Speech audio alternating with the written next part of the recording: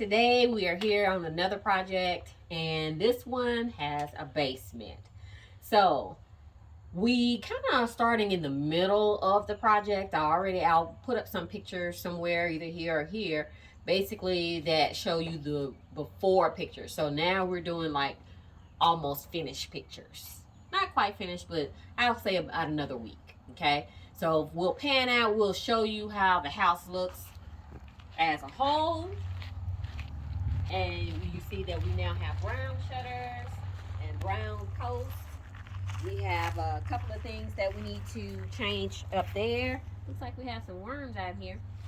Um, but we have we're gonna we have shutters that we've started to put up, and we're going to change out the vinyl.